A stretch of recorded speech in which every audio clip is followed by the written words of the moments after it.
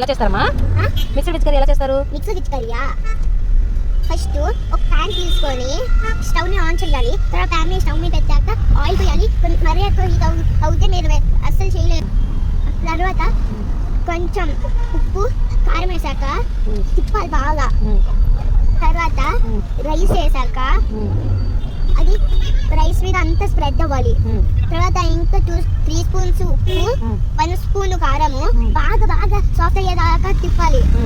తర్వాత తీసి ప్యాన్ కొంచెం హాట్ హీట్ని తగ్గించాలి, లేకపోతే మీ తెలుస్తుంది ప్రాసెస్.